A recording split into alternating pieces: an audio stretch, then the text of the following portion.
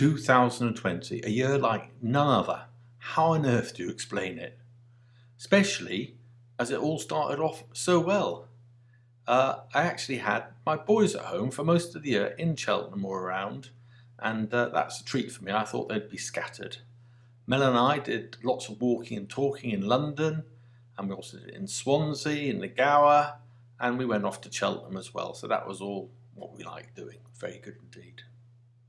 And there's an air of normality. Went to the football, did cycling with David Eccles. Life was all pretty good. Even went to the football in Spain with Gary and his boys. Went down to Mahaka, did some more cycling.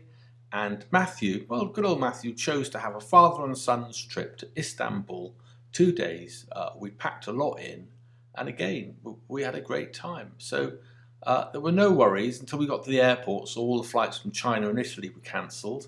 They didn't cancel the Cheltenham races, but pretty soon after that, these two were proven to be right and lockdown came along. And I have to say, the first lockdown was pretty pleasant for me. I had Daniel and Matthew at home and we rubbed along very nicely. We spent a lot of time in the garden, looking beautiful, making meals for each other, kind of watching box sets. Adam the postman was great with Amazon deliveries and Waitrose deliveries as well. So we were very comfortable. Mum now had full-time carers and that worked really well. I went over to see her every other day, but you had to start socially distancing. You can see David here just keeping his distance all the time. Still, the Copper Beach was lovely. The swans had 6 cygnets, which we saw all year, and the weather was just fantastic.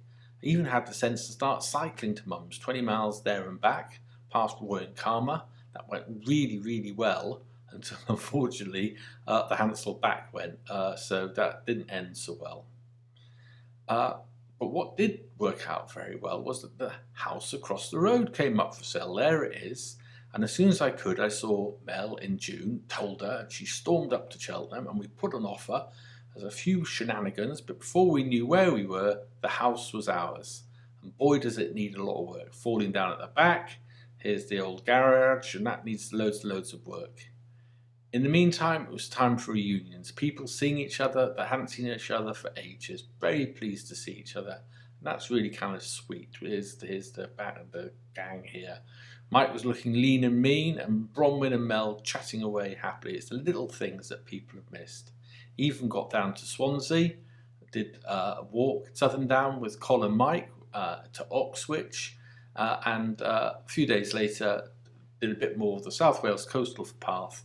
And Seamus is now allowed to be an honorary Bishop Gore boy, though that hadn't impressed Margaret very much. Went down to Rossilli 2 or 3 times.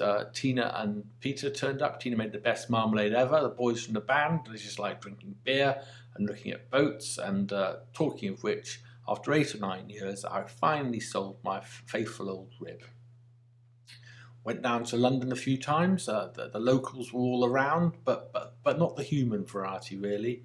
London was kind of strange. It was quiet, and you especially noticed it on the transport system, on the railway stations and the tubes.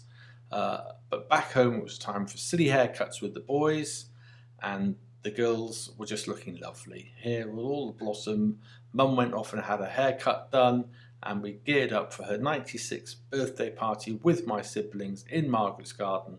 Trevor is now retired as an emeritus professor at Imperial. That's a great career. Well done, Trevor. And Daniel has taken up residence above the garage, and he's going to do a master's in property. And I toddled off to the swimming pool. He did it in lane swimming and went for walks up the escarpment with Bron. So we were back in the summertime to having a nice time.